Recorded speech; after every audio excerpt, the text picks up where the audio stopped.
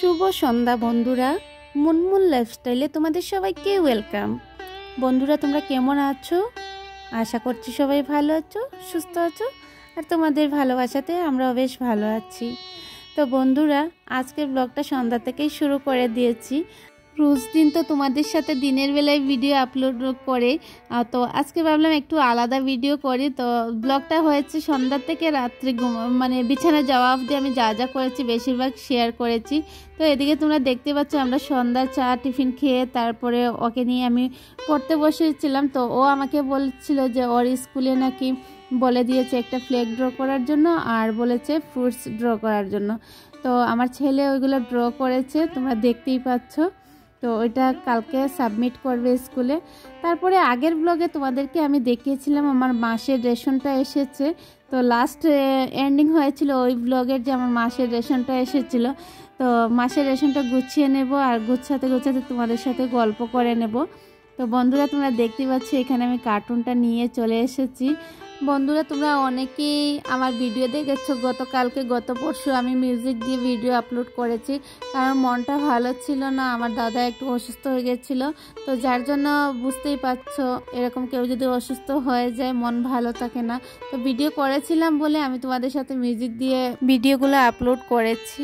আজকে আমাকে একজন কমেন্ট করে বলছে যে সাইলেন্ট ভিডিও কেন? তো সাইলেন্ট ভিডিও তার কারণেই মন ভালো ছিল না। তো আমি ওই উত্তরটা দেওয়ার জন্য একটু এই কথাটা বললাম 2 দিন যে আমি কেন মিউজিক দিয়ে ভিডিও আপলোড করেছিলাম। তারপরে বন্ধুরা, তোমরা দেখতে পাচ্ছ আমি এখানে কার্টুনটা খুলে নিয়েছি। তো কার্টুনটা খোলার পরে আমার ছেলে আমাকে কতটুকু হেল্প করছে তোমরা দেখতেই পাচ্ছ।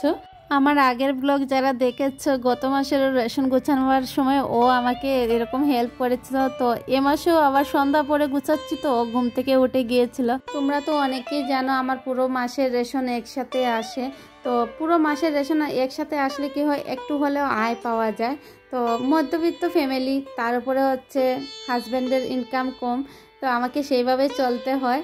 তো একসাথে রেশন নিয়ে আসলে কি হয়, নিজে মানে সুন্দর করে গুছিয়ে রাখলে কোনটা কতটুকু আছে, কিভাবে আমাকে পুরো মাস কাটাতে হবে ওই আন্দাজটা পাওয়া যায়, যার জন্য আমাদের পুরো মাসের রেশন একসাথেই আসে। তো বন্ধুরা, তোমরা আমার ভিডিওটা দেখতে থাকো, ততক্ষণে আমি রেশনগুলা গুছিয়ে নিই।